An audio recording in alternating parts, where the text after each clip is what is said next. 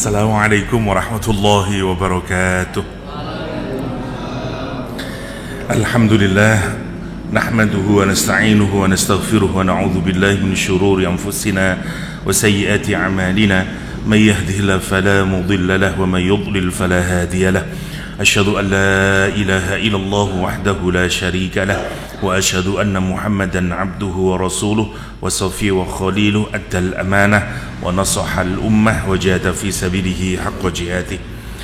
Ikhwa fillah rahimakumullah, kita meneruskan tadabbur kita terhadap surah Al-Insyirah atau surah Asy-Syarah. Surah ini menjelaskan tentang kemudahan yang dipastikan diberikan oleh Allah SWT kepada Nabi Muhammad SAW, dan rumus umumnya adalah bahwa untuk mendapatkan kemudahan yang istimewa itu harus disertai dengan kesulitan yang tidak seberapa. Jadi surah ini tidak berbicara tentang kesulitan sebenarnya, tapi berbicara tentang kemudahan dengan rumus inna ma'al usri yusra summa inna ma'al usri yusra. Surah ini kemarin dibuka dengan 3 nikmat yang diberikan oleh Allah Subhanahu wa taala. Yang pertama syarhus sadri atau lapang dada yang diberikan kepada Nabi Muhammad SAW. Yang kedua adalah diambilnya beban dari Rasulullah SAW, di take off bebannya. Wa wada'na anka wizrak. Yang terakhir adalah wa rafa'na laka dzikrak, dan ditinggikan nama Nabi Muhammad SAW. Cara Allah Subhanahu wa taala menggambarkan kemudahan yang diberikan oleh Nabi Muhammad SAW menarik.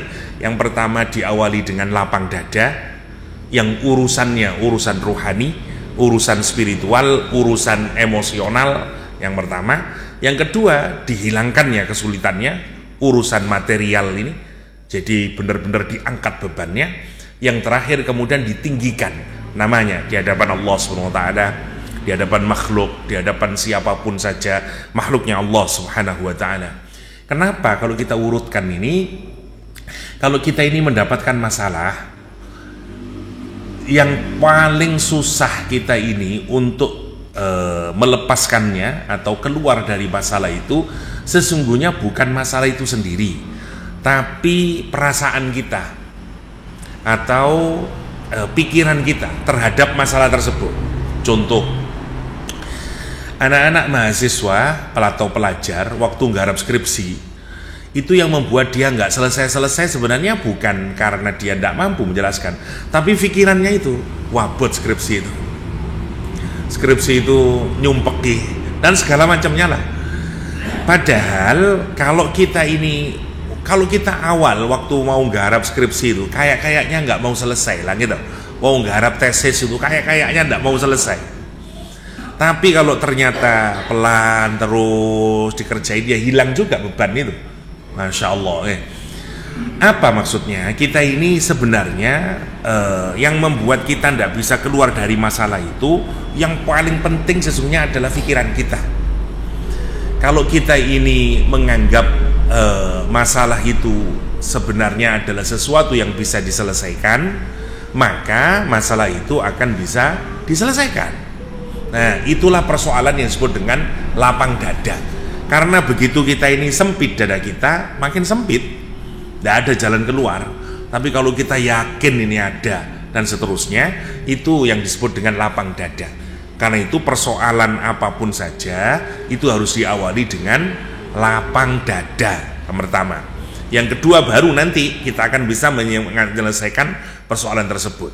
Itu poinnya. Kenapa kok diawali dengan nopo namine sarhus sadr. Mari kita lanjutkan ayat ketiga ya.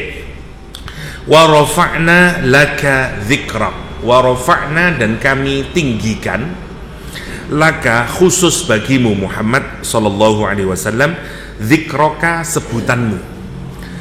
Penyebutan nama Nabi Muhammad sallallahu alaihi wasallam itu akan ditinggikan oleh Allah SWT. Kenapa? Tentu kita kalau melihat konteksnya adalah karena nama Nabi Muhammad SAW pada saat itu menjadi bulan-bulanan, dibully, dihina orang semua membenci dan seterusnya. Istrinya Abu Lahab tidak memanggil dengan nama Muhammad, tapi diplesetin sama dia menjadi mudzammam, yang tercela, bukan yang terpuji tapi yang tercela kata dia. Dan bagaimana banyak orang lagi yang mencaci maki Nabi Muhammad SAW. Orang itu kalau dicaci maki, dihina, direndahkan namanya, tentu punya dampak secara emosi. Lah Allah SWT kemudian menyatakan wa rafa'na, dan kami tinggikan namamu Muhammad SAW. Para mufassir ada 3 pendapat berkenaan dengan makna wa rafa'na laka dzikra. Yang pertama, wa rafa'na laka dzikraka bin nubuwah, qalahu Yahya bin Salam. Yang pertama pendapatnya Imam Yahya bin Salam menyatakan bahwa yang dimaksud dengan wa rafa'na laka dzikrak adalah rafa'na laka dzikraka bin nubuwah. Namanya Nabi Muhammad itu ditinggikan dengan nubuwah, mendapatkan nabi. Karena gelar menjadi nabi itu, kalau orang mendapatkan nubuwah, nggak ada lagi yang lebih tinggi dari situ. Jadi makhluknya Allah Subhanahu wa taala yang paling tinggi derajatnya adalah nabi. Baru setelah itu wali, setelah itu dan seterusnya. Semakin dekat orang kepada Allah, semakin dekat orang kepada Allah, kan gitu lah. Jadi dari Nabi Muhammad ke para sahabat dan seterusnya. Kalau sekarang orang paling dekat ya walinya Allah SWT.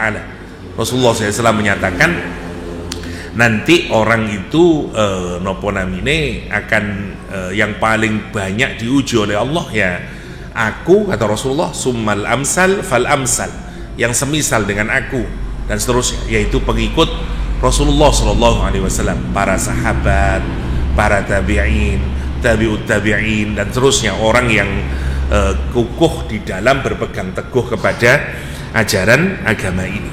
Lah niku mesti akan mendapatkan rafa'na laka dzikra, ya, tinggi namanya di dalam sebutannya. Jadi yang pertama, kenapa kok disebut wa rafa'na laka dzikra? Karena Allah Subhanahu wa taala meninggikan sebutan Nabi Muhammad dengan nubuwah, Ini juga yang dijelaskan misalnya oleh Imam Alusi dalam tafsir Ruhul Ma'ani, menyatakan salah satu kehebatan Nabi Muhammad SAW itu adalah Allah memanggil selalu dengan alqab, yaitu dengan sebutan yang mulia, ya, bukan seperti nabi-nabi yang lain. Kita mendapati di dalam Al-Quran misalnya Nabi Muhammad disebut dengan ya ayyuhal muddathir, ya ayyuhal muzammil, ya ayyuhal rasul, ya ayyuhan nabi. Nabi tidak disebut sebagaimana nabi-nabi yang lain, ya Yahya, ya Dawud, ya Musa, ya Isa. Tidak ada ya Muhammad dalam Al-Quran. Memang kita mendapati nama Nabi Muhammad disebut 4 kali di dalam Al-Quran Karim, hanya menggunakan kata Muhammad, tapi setelahnya selalu ditambahi Rasul. Wa ma Muhammadun illa Rasul.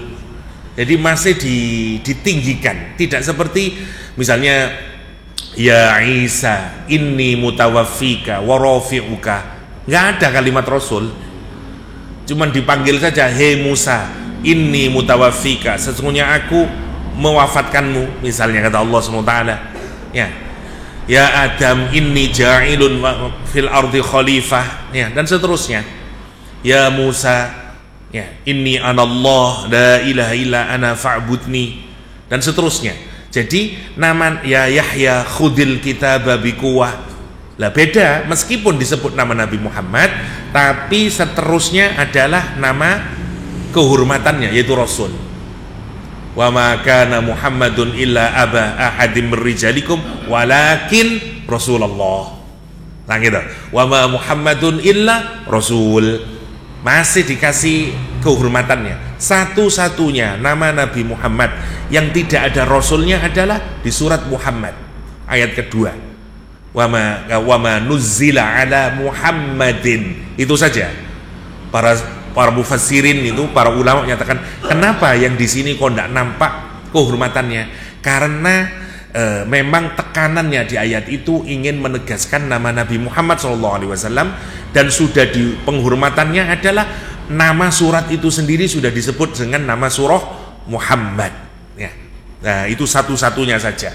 Tapi selain di surat Muhammad semuanya menggunakan penghormatan. Hatta namanya saja Allah itu menambahkan panggilan kehormatan dengan kalimat ya ayyuha. Dan dulu orang tidak boleh memanggil nama Muhammad, tidak boleh orang mukmin. Kata Rasulullah, kata Allah SWT dalam surah Al-Hujurat, ya ayyuhalladzina amanu ya gimana, la tarfa'u aswatakum fawqa sautin nabi wa la tajharu lahu bil qaul kajahri ba'dikum li ba'd. Kamu itu jangan manggil Nabi Muhammad seperti bagaimana kamu manggil satu dengan yang lain ya. Muhammad, tidak ada sahabat manggil begitu itu. Ya Rasulullah, ya Nabi Allah, ya Muhammad, tidak ada yang Muhammad kecuali orang Arab Badui biasanya yang belum tahu adab, datang ke Madinah biasanya manggil ya Muhammad. Tapi tidak ada, jenengan cari wis di dalam hadis ada ndak sahabat Nabi yang memanggil ya Muhammad, mboten wonten. Kenapa? Karena ndak boleh. Wala tajhar ya, kamu jangan mengeraskan, kamu jangan memanggil, dan seterusnya. Nanti ayat itu menyatakan jangan kamu manggil sebagaimana satu di antara kalian. Wala tajharu lahu bil qauli kajahri ba'dikum li ba'd an tahbatu a'malukum wa antum la tash'urun ya, dan seterusnya. Itu kehormatan nama Nabi Muhammad sallallahu alaihi wasallam. Yang kedua, wa rafa'na laka dzikrak fil akhirah kama rafa'nahu fid dunya. Kami akan meninggikan namamu di akhirat sebagaimana kami akan meninggikan namamu di dunia. Nanti tidak ada nama yang paling terhormat melebihi nama Nabi Muhammad sallallahu alaihi wasallam di akhirat ya. Bayangkan saja yang surga tidak terbuka kecuali Nabi Muhammad dulu yang membukanya, dan seterusnya. Ini paling tertinggi Nabi Muhammad sallallahu alaihi wasallam. Bahkan di dalam hadis itu, di dalam Al-Quranul Karim, Allah Subhanahu wa Ta'ala membikin perjanjian dengan dengan para nabinya ya, semua nabi selain Nabi Muhammad SAW. Itu perjanjian kalau seandainya dia menemui Nabi Muhammad SAW, para nabi itu dijanjikan oleh Allah untuk beriman kepada Nabi Muhammad dan mengikuti Nabi Muhammad SAW. Itu perjanjian yang harus mereka lakukan. Kalau misalnya Nabi Muhammad dikeluarkan di masa kenabian mereka. Saking apa nih niku? Saking tingginya Nabi Muhammad SAW. Al-Quran misalnya menyatakan nonton surat Al-Ahzab, wa idh akhadna minan nabiyyina mitsaqahum, dan sesungguhnya dan ketika kami mengambil perjanjian dari para nabi, wa min Nuh wa minka wa min Nuh wa Ibrahim wa Musa wa Isa bin Maryam wa akhadna minhum mitsaqan ghalidha ya, kami ngambil perjanjian dengan para nabi, denganmu Nabi Muhammad, dengan Nabi Nuh, dengan Nabi Ibrahim, dengan Nabi Musa, dengan Nabi Isa. Wa akhadna minhum, dan kami mengambil dari para nabi itu mitsaqan ghalidha, perjanjian yang amat sangat kuat. Misak itu adalah ahdun yang ditambahi dengan yamin. Jadi sumpah yang sangat kuat, bahasa Arabnya adalah ahdun. Tapi kalau ahdun itu dikuatkan lagi sampai tambah sumpah, namanya mitsak, namanya mitsak. Pernikahan, akad nikah juga disebut dengan mitsak, karena itu perjanjian yang sangat kuat. Lah para nabi itu dulu diambil perjanjiannya oleh Allah SWT.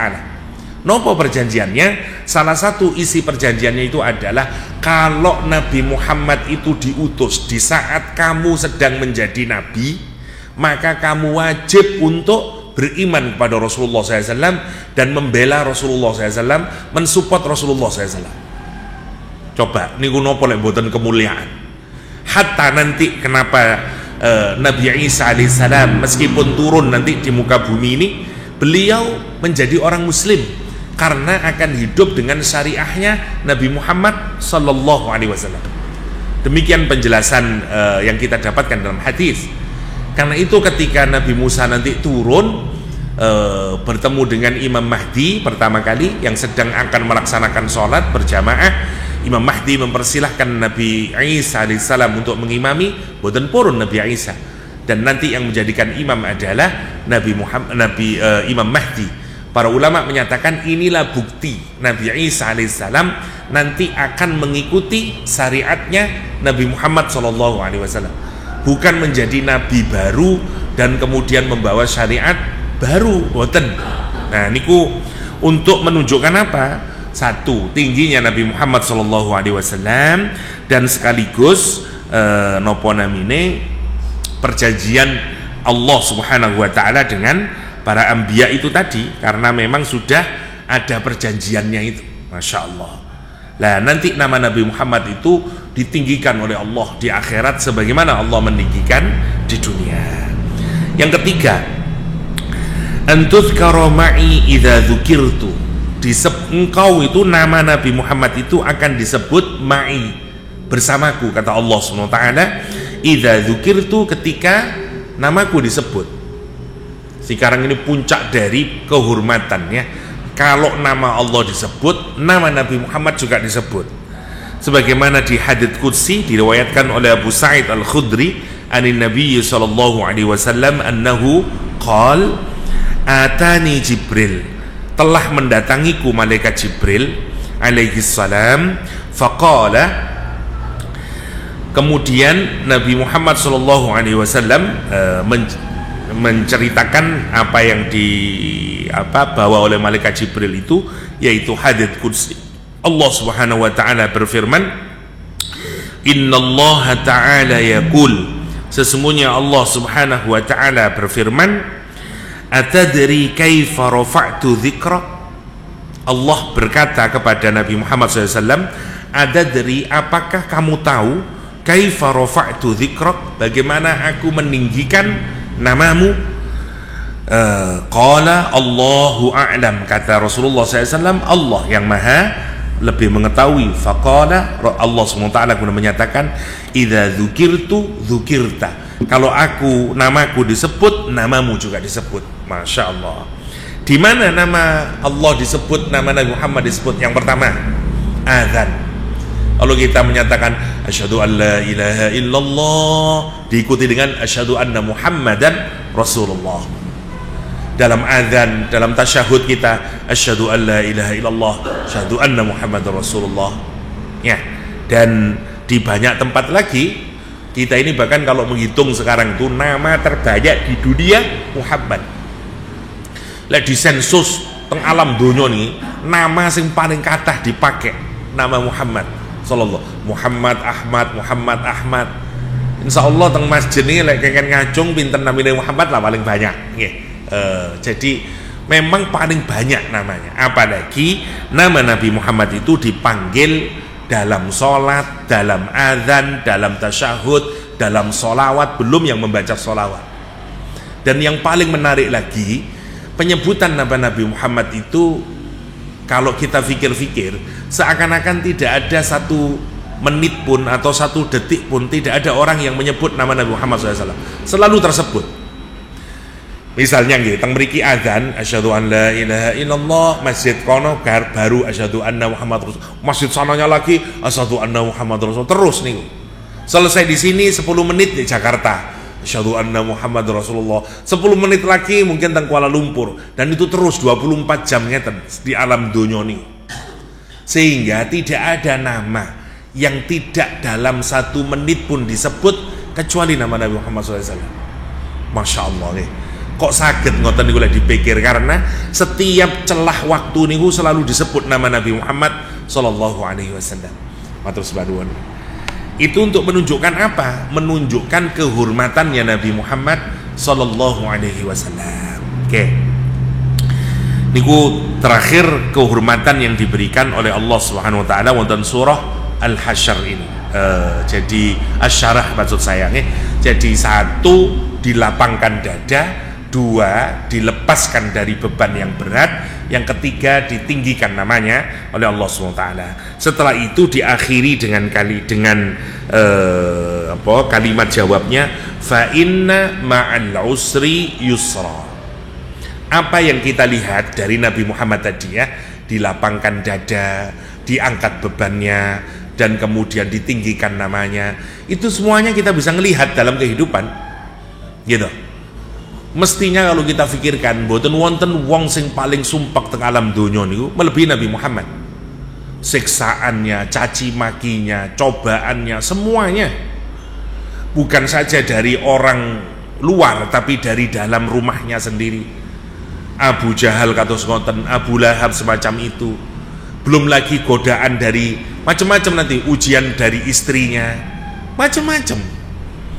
Kalau kita pikirkan, jadi mulai istri, terus paman-paman, terus sampai keluar, semua orang macam-macam godaannya kepada Nabi Muhammad SAW, bahkan sampai pada tingkat pembunuhan, sihir, semuanya.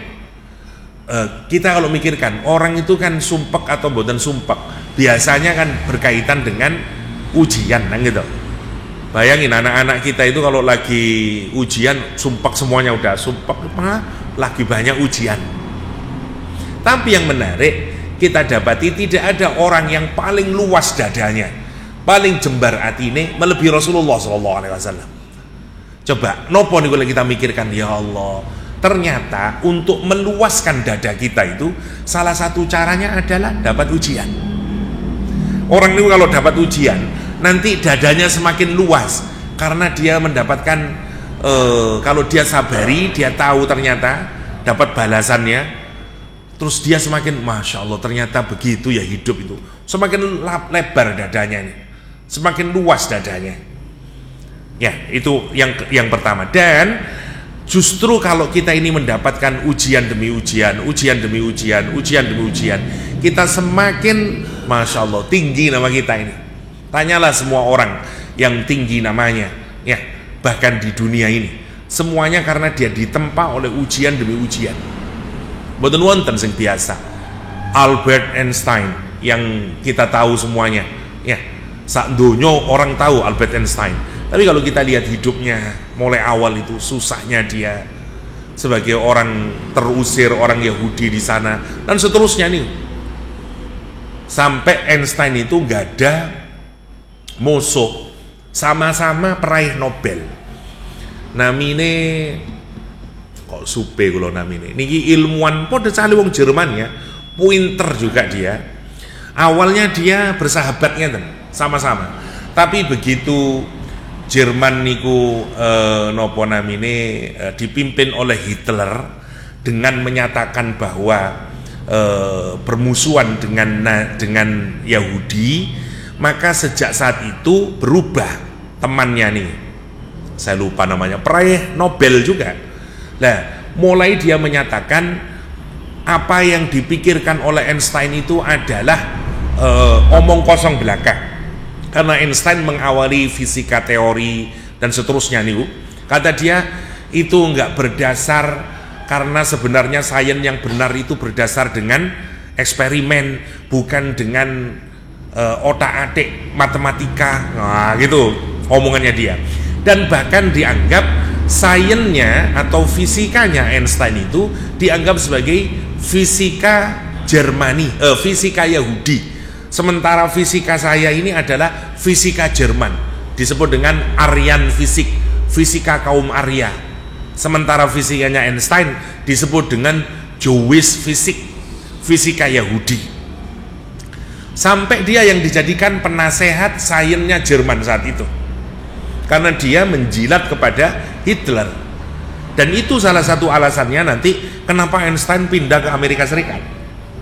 Masya Allah, niku begitu. Jadi banyak tempaan hidupnya nih Einstein itu. Lah sampai nanti menjadi orang paling terkenal, Masya Allah. Tapi yang menarik, misalnya lagi orang lagi yang terkenal juga di dunia ini. Kalau Nabi Muhammad sudah pastilah, biar kita yakin ujian itu sesungguhnya meninggikan kita. Contoh misalnya Stephen Hawking, penggantinya Einstein, orang yang paling pintar dianggap di dunia ini, sudah meninggal ya, orang Inggris. Lah Stephen Hawking itu yang menemukan tentang kuantum segala macam lah, tentang pikirannya dia itu. Lah, yang menarik dia itu punya penyakit yang tidak bisa disembuhkan. Usia kira-kira 20-an, lebih sedikit, dia sudah mulai tidak bisa ngapa-ngapain, tidak bisa bergerak, sampai kemudian kakinya kedua-duanya tidak bisa digerakkan. Tangannya mboten sakit napa-napa, wis ngeten tok. Yang bekerja itu cuma otaknya saja sama mulutnya. Tangan mboten sakit napa-napa pun ngeten tok. Kakinya lumpuh sehingga dia kemana-mana hanya ada di kursi roda, tapi menjadi ahli fisika yang paling terbesar di dunia, bayangkan. Lah, yo nopo sampai didamelaken komputer sendiri. Nah, jadi lek ngomong kali komputer ini loh, bahwa saya adalah dan seterusnya. Jadi kan lek ini mirengaken omongane Stephen Hawking nih. Masya Allah kalau dipikirkan, karena dia punya penyakit ngoten niku. Ketika ditanya bagaimana dengan penyakitmu ini, nopo terus Stephen Hawking, andai saya itu mungkin dijadikan orang yang sehat, boten lumpuh kakinya, seluruh tubuhnya boten lumpuh, kata dia, mungkin saya tidak akan secerdas ini, kata dia. Justru karena semuanya dilumpuhkan, satu-satunya yang dihidupkan oleh Tuhan adalah otak saya, katanya Stephen Hawking. Masya Allah. Jadi menarik dan namanya harum sampai detik hari ini. Masya Allah kalau kita pikirkan. Nah, itu apalagi orang yang melakukan perbuatan baik, sebagaimana orang-orang yang baik dalam sejarah itu kita mengenalnya sampai detik hari ini. Ki Hajar Dewantoro dan seterusnya, Jenderal Sudirman dan seterusnya. Apalagi Nabi Muhammad Sallallahu Alaihi Wasallam. Makanya Michael Hart menaruh nomor 1 Nabi Muhammad, orang yang paling influensial di dunia ini. Karena itu warofa'na laka dzikra. Inna ma'al usri yusra. Ayat ini diawali dengan kata inna, sesungguhnya, ma'al usri yusra. Ma'a itu fungsinya lil ijtima wal musahabah, untuk mengumpulkan dua hal, atau melekatkan dua hal. Karena dua hal ini seakan-akan dia tidak bisa dipisahkan. Dia memang sudah jadi satu kesatuan. Makanya fungsinya ma'a itu fungsinya lil ijtima wal musahabah. Nah, apa kata Allah SWT?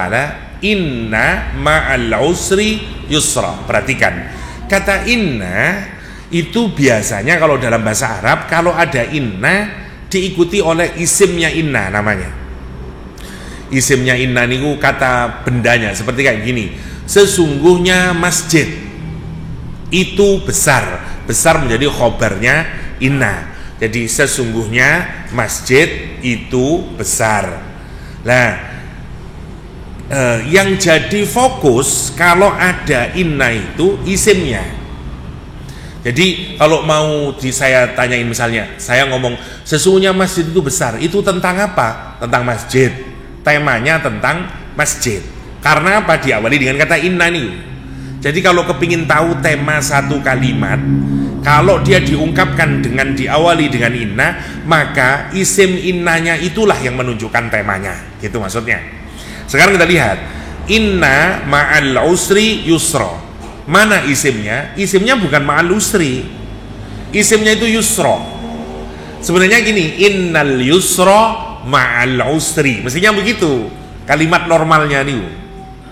Maka sesungguhnya ayat ini bukan bicara tentang kesulitan, karena isim innanya itu al yusra. Innal yusra mestinya begitu, ma'al usri, tapi dirubah oleh Al-Quranul Karim biar susunannya lebih punya makna lagi. Masya Allah. Jadi sekali lagi ayat ini berbicara tentang kemudahan. Nopo rumuse? Inna ma'al usri, sesungguhnya bersama-sama, ijtima' tadi sama musahabah, membersamai, bersama-sama, ma'al usri, bersama kesulitan, yusra, kemudahan. Kemudahan itu sesuatu yang kalau kita lakukan tanpa banyak usaha, tidak menuntut usaha yang banyak, namanya kemudahan. Perhatikan kalimatnya, kata al-usra niku wonten alif lam. Inna ma'al. Kalau saya tulis inna ma'a al-usra, yusronya nggak ada alnya. Inna ma'a al-usri, bukan al-yusra tapi yusra. Mestinya kalau nurut kaidah awal yusronya wonten alnya, karena inna al-yusra ma'al usri, ngoten mestinya kalimatnya niku. Tapi dirubah oleh Al-Qur'anul Karim agar alnya itu hilang, ditaruh di belakang. Inna ma'al usri yusra, ngoten.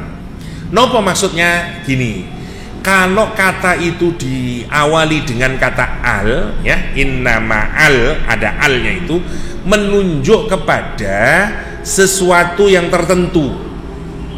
Clear, misalnya kalau saya ngomong kitab niku buku, tapi kalau Alkitab berarti tertentu sudah. Al-Qur'anul Karim, Bible misalnya. Saya menyatakan bunga itu loh, maksudnya ini bukan bunga yang lain. Tapi kalau saya ngomong bunga macam-macam niku, bisa bunga mawar, bisa bunga tulip, bisa bunga. Tapi kalau saya ngomong bunga ini, ini tertentu, tidak menunjuk kepada yang lain. Di ayat ini dua kali diungkapkan kalimat fa inna ma'al usri yusra, inna ma'al usri yusra. Berarti al-usrnya diungkapkan berapa kali? Dua kali. Dengan menggunakan al semuanya, al-usri, al-usri. Yusronya, kemudahannya tidak dikasih dengan al. Yusra, yusra, dua kali al-usri, dua kali yusra. Napa bedanya? Karena disebut al-usri dua kali, bendanya sama saja. Karena seperti bunga ini, ya tetep aja ini kimawon. Tapi kalau yusra yang tidak menggunakan kata al, maksudnya adalah kemudahan satu dengan kemudahan dua niku berbeda, karena menggunakan isim nakirah. Jadi prinsipnya niku, kalau isim ma'rifat bendanya sama, kalau isim nakirah bendanya berbeda. Jadi yusra di ayat yang pertama berbeda dengan yusra di ayat yang kedua. Fa inna ma'al usri yusra, inna ma'al usri yusra. Maksudnya di setiap satu kesulitan Allah sediakan, bukan Allah sediakan, sudah membersamai dua kemudahan. Lek wonten kesulitan, sebenarnya sudah ada dua kemudahan itu bersamanya. Konten maksudnya. Buat apa? Buat kita ini kalau dapat kesulitan, kokoh, kuat kita ini meyakini bahwa akan ada kemudahan. Itu yang disebut dengan inna ma'al usri yusra. Mari kita lihat bagaimana para ulama tafsir mengartikan. Ahaduhuma inna ma'a ijtihadi dunya khairul akhirah. Sesungguhnya bersama kesungguhan di akhirat di dunia ini akan ada kebaikan di akhirat kelak. Salat kita, puasa kita, sedekah kita, niku usaha-usaha kita di dunia nanti akan berubah menjadi kebaikan di akhirat. Yang kedua, inna ma'asyiddah roha. Sesungguhnya setelah kesulitan ada kemudahan. Wa ma'asobri sa'ah. Dan setelah ada kesabaran ada keluasan. Wa ma'asaqawah sa'adah. Setelah ada penderitaan ada kebahagiaan. Wa ma'al huzunah suhulah. Setelah ada kesedihan ada kemudahan. Ada juga yang mengartikan misalnya inna ma'al usri yusran indallah liyaf'ala minhuma ma sya'. Sesungguhnya terdapat bersama kesulitan ada kemudahan di sisi Allah Subhanahu wa taala. Inna ma'al usri fid dunya yusran fil akhirah. Sesungguhnya bersama kesulitan di dunia ada kemudahan di hari akhirat.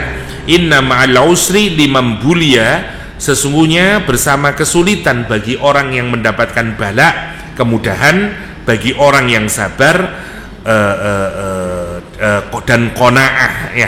Terakhir qala Ibnu Mas'ud, walladzi nafsi biyadih, demi yang jiwaku berada dalam genggamannya, kata Ibnu Mas'ud, lau kana al-usru fi hajarin, kalau ada kesulitan itu di dalam batu, lawis repot toh penyelesaiannya. Wong kesulitannya ada di dalam bongkahan batu. La talabahul yusru, maka kemudahan itu akan mencarinya, mencari kesulitan tersebut meskipun ada dalam batu. Fil maudhi'ain, kata dia, hatta yadkhula alaih, sampai kemudian kemudahan itu masuk mendapatkan kesulitan tersebut. Untuk nopo niki?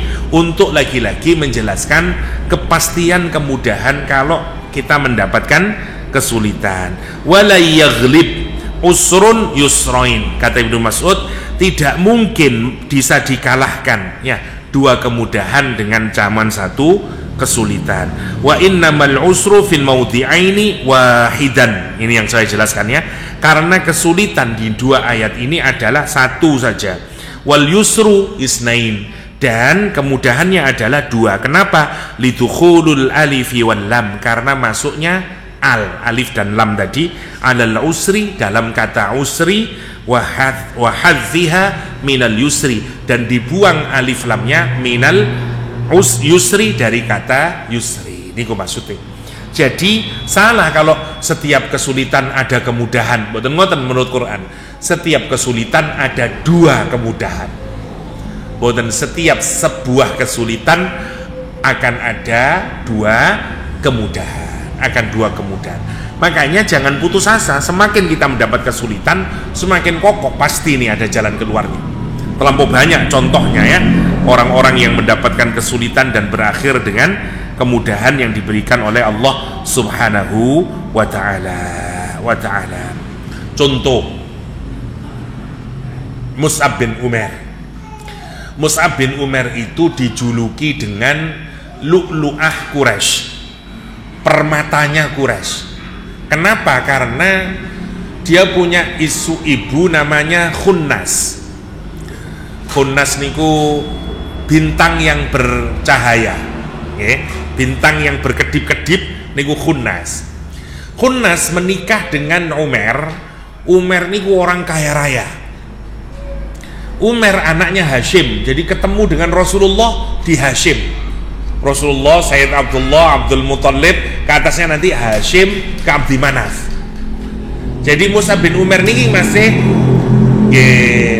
senasab kalau di atasnya dengan Rasulullah SAW. Karena itu juga Mus'ab bin Umair niku ganteng, mirip dengan Rasulullah SAW. Makanya di perang Uhud ketika Mus'ab bin Umair terbunuh syahid di jalan Allah, orang-orang berteriak, terbunuh Muhammad, qad qutila Muhammad, sungguh telah terbunuh Muhammad. Padahal sinten sing wafat, sing syahid Mus'ab bin Umair. Ayahnya yang kaya raya menikah dengan Khunnas, punya anak satu, namanya Mus'ab bin Umair nih, satu-satunya anak semata wayang. Disayang, namanya wong soge. Orang dulu itu semuanya bajunya biasa, tapi Mus'ab bin Umair bajunya bermerek. Dulu baju bermerek itu dari Yaman, namanya baju Hadromi. Lah, pakaiannya Mus'ab baju Hadromi. Sepatunya istimewa, apalagi minyak wanginya. Dia itu disebut dengan pemuda yang paling harum. Kenapa? Karena minyak wanginya Mus'ab bin Umair itu kalau dia tinggal di satu tempat, terus dia pergi, orang masih mencium baunya. Ono Mus'ab bin Umair nih gini, ngono. Rodok mirip lah kalau orang mriki. Kok mambu minyak nyong-nyong? Sapa mari tekan? Utawi kok mambu napa minyak kayu putih nih, masih ibu-ibu iki misalnya. Dan seterusnya. Lah, Mus'ab bin Umair ngoten, wong yang ganteng. Menariknya. Tetapi karena dia ini orang yang sangat kaya raya, wongnya api, omongannya halus, banyak temannya. Sampailah ke telinganya bahwa ada Nabi Muhammad SAW yang mendakwa jadi nabi dan mengajari murid-muridnya secara rahasia di rumahnya Al-Arqam, disebut dengan Darul Arqam. Rumahnya di bawahnya Bukit Sofa atau di sebelahnya Bukit Sofa. Rumahnya Darul Arqam nih. Saat ini mboten ketinggal pun jadi pelataran pun. Dulu di situ rumahnya. Nah, yang menarik dia dengar anak Nabi Muhammad datang nih, Mus'ab bin Umair dengarkan Rasulullah SAW. Rasul tidak bertanya, dia cuma mendengarkan, masuk hidayah ke hatinya, masuk Islam dia. Rasulullah SAW, jadi dia termasuk sahabat Nabi yang masuk Islam di awal-awal. Ya, dia ini masih generasi awal, as-sabiqun al-awwalun. Ya, kata Rasulullah SAW, rahasiakan Islaman, karena bahaya ini nanti. Kalau ketahuan, wah, orang Quraisy masih awal-awalnya ini. Sehingga dirahasiakanlah. Tapi Mus'ab bin Umair ini sering ikut serta Rasulullah kalau sholat di depan Ka'bah.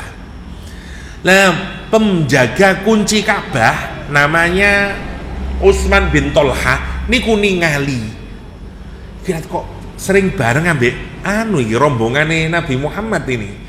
Akhirnya dilaporkanlah sama ibunya. Ibunya marah, tapi mau mukul nggak tega karena dia anak semata wayang, anaknya nurut, pinter, tapi dia nggak bisa. Kenapa kamu bisa? Kata dia, sudahlah, lepaskan agamamu itu, aku akan berikan semuanya kepadamu. Nah, tapi kalau kamu nggak mau melepaskan, nak, mulai sekarang kamu nggak akan saya jatah lagi. Baju hadromimu kami ambil, sepatunya kamu ambil, minyak wangi gak ada, saya ganti minyak jelentik misalnya. Ganti semuanya sudah. Tapi yang menarik apa yang terjadi? Lah, begitu diganti, sekarang dikerangkeng Mus'ab bin Umair. Nanti akhirnya dilepaskan. Beliau niku termasuk mereka yang hijrah pertama di Habasyah. Beliau menikah dengan kakaknya istrinya Rasulullah SAW. Rasulullah punya istri namanya Zainab binti Jahsyin. Zainab punya kakak perempuan namanya Hamnah. Hamnah istrinya Mus'ab bin Umair. Lah bulet toh. Jadi Mbak Yune Gusti Kanjeng Nabi, bojone Kanjeng Nabi, bojone Mus'ab bin Umair. Nah, waktu Bai'ah Aqabah niku dataran yang tinggi namanya Aqabah, karena itu disebut dengan Al-Bai'ah, Bai'atul Aqabah. Teng pundi? Teng Mina mriku. Nah, ada 12 orang masuk Islam tahun ke-11 Hijriah, tahun ke-12, tahun 12 dari bi'sahnya Rasulullah SAW. Kemudian setelah masuk Islam, orang-orang itu begini, ya Rasulullah, terus siapa yang mengajar kami di Yasrib, Madinah saat itu ya, belum jadi Madinah. Karena siapa yang mengajarkan Quran, ngajar kami sholat dan seterusnya, yang mendakwai kami? Utuskanlah satu orang untuk menjadi guru kami, jadi ustadz kami, ngajari kami. Oleh Rasulullah SAW yang dipilih adalah Mus'ab bin Umair. Kenapa? Paket lengkap, ganteng, pinter, suaranya indah, akhlaknya baik. Karena orang berdakwah niku kadang-kadang boten tertarik isi nih, tertarik wonge, gitu, ganteng nih, seneng kula wisane, dan seterusnya. Wonten lah, Mus'ab bin Umair itu paket lengkap, yo ganteng, yo pinter, yo alus dan seterusnya. Makanya nanti dalam 1 tahun 80 keluarga masuk Islam.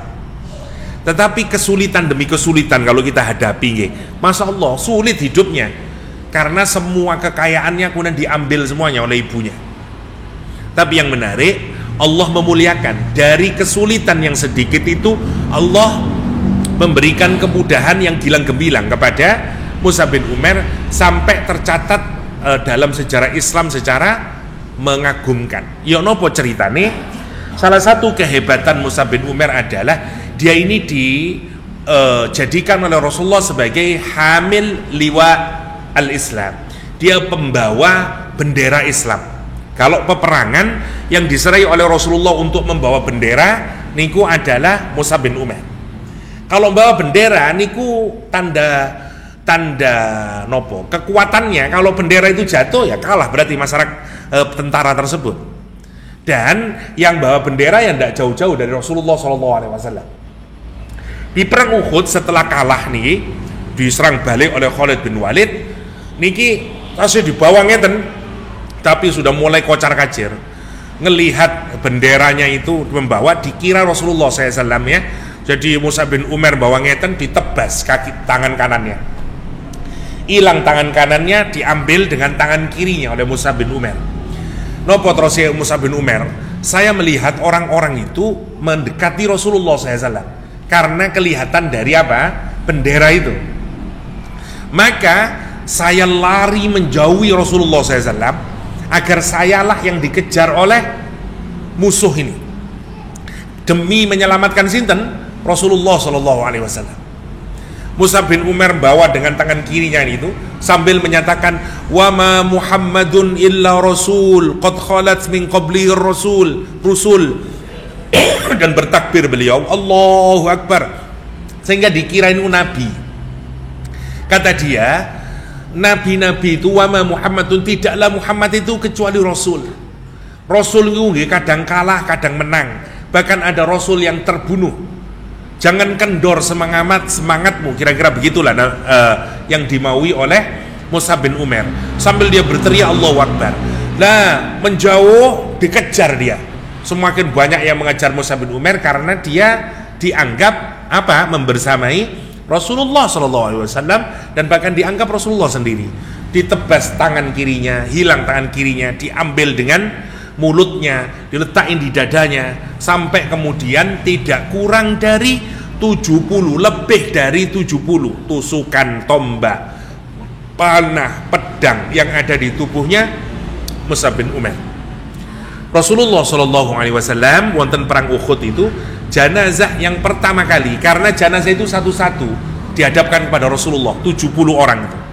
Jenazah pertama yang dilihat Rasulullah adalah Hamzah. Jenazah kedua yang dilihat Rasulullah adalah Mus'ab bin Umair.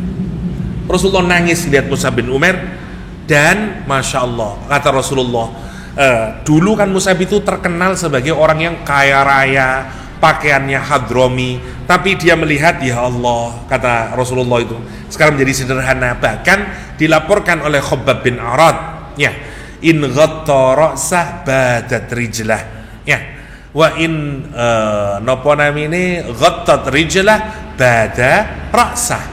Kalau kami tutup kepalanya kelihatan kakinya, kalau kakinya yang kami tutup kepalanya terbuka, karena jubahnya dia niku pendek nggih, jadi ndak boten saged ditutupi kepala sama kakinya saking pendeknya nih.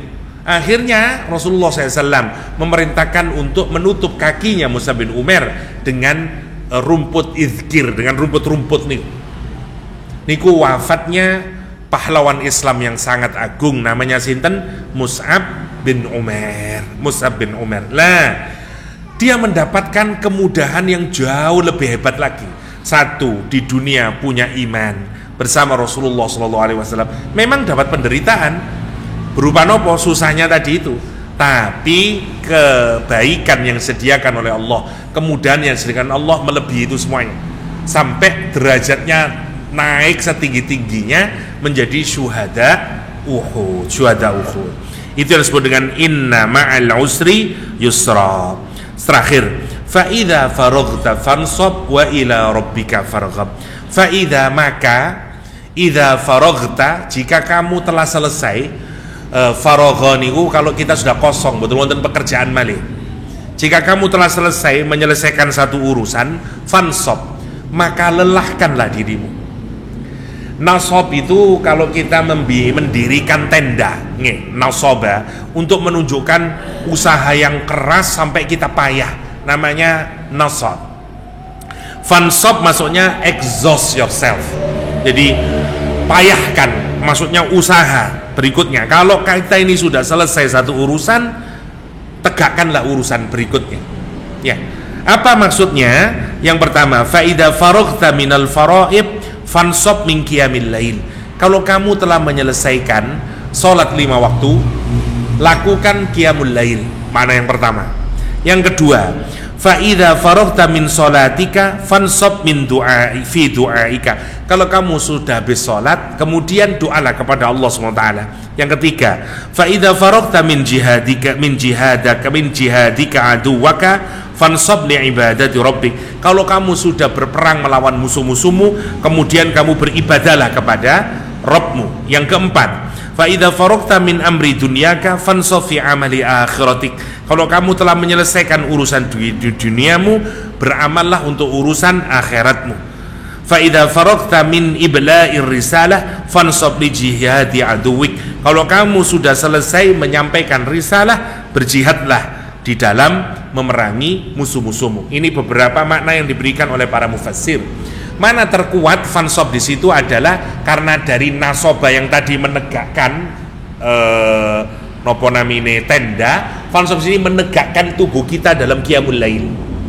Jadi Nabi Muhammad itu disuruh kalau kita selesai urusan dunia jangan berhenti, tapi harus dilanjutkan dengan menghadap kepada Allah dalam qiyamul lail, karena itu yang akan mengokohkan jiwa, memberikan pikiran yang jernih dan seterusnya. Karena itu salah satu terus para ulama, kalau kita dalam kesulitan sing kathah nopo qiyamul lail. Nopo dalile niki fa idza faragta fansab. Bahkan kalau kita sudah sampai sudah selesai persoalan, tetap qiyamul lail. Niki fansab urusannya kali salat. Meskipun maknanya banyak ya, bisa doa, tapi ya pendapat yang paling kuat qiyamul lail. Nabi Muhammad itu tidak boleh meskipun selesai satu urusan malam tidak boleh salat fansab. Nopo akhirnya wa ila rabbika farghab, dan kepada Rabbmu farghab, kangenilah, cintailah. Roghibaniku makna tergantung kata yang mengikuti maknanya. Kalau roghiba diikuti kata an, maknanya benci. Roghibaan fulan, ana misalnya roghibtu an fulan, aku benci ambe are.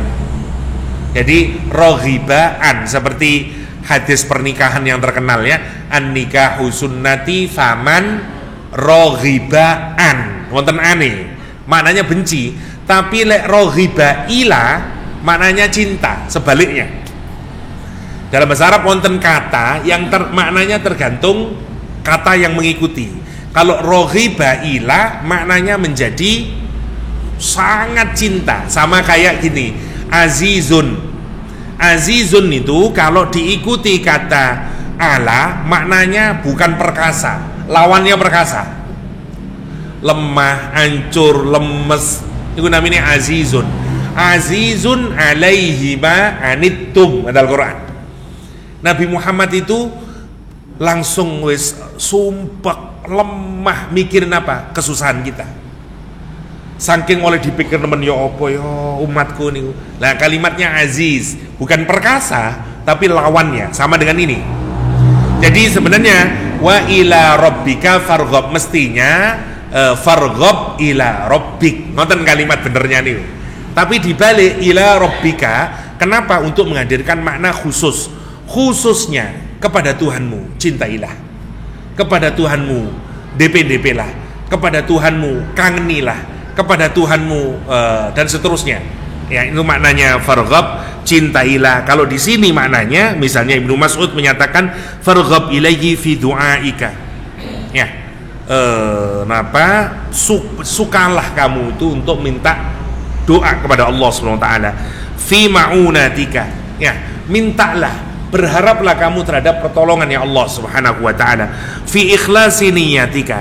Berharaplah kamu untuk ikhlas dalam ibadahmu. Yang terakhir farghab ilaihi fi nasrika ala adaika. Berharaplah kamu terhadap pertolongan Allah di dalam menghadapi musuh-musuhmu. Sebenarnya farghab ila maknanya itu, kangen, cinta, seterusnya. Itu harus menjadi tujuan kita, bahwa apapun yang kita lakukan di dunia ini tujuan akhirnya adalah ila rabbika farghab. Di mana kita bisa farghab yang paling utama? Ya waktu fansab, waktu sholat. Jadi kalau kita urut nopo sing garai sumpeke ati karena tujuan kita boten Gusti Allah. Contoh, ibu-ibu masak wis diwenakno, wis entek waktu banyak, dikasihkan pada suaminya. Suaminya mencela, ndak memakannya, sumpek nopo boten? Sumpek. Kenapa? Karena tujuannya membahagiakan suami. Sekarang kita ganti.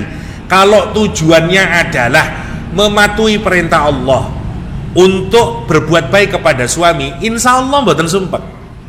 Kenapa? Karena kalaupun dicaci maki, saya melakukannya bukan untuk suami saya melakukannya untuk Allah SWT.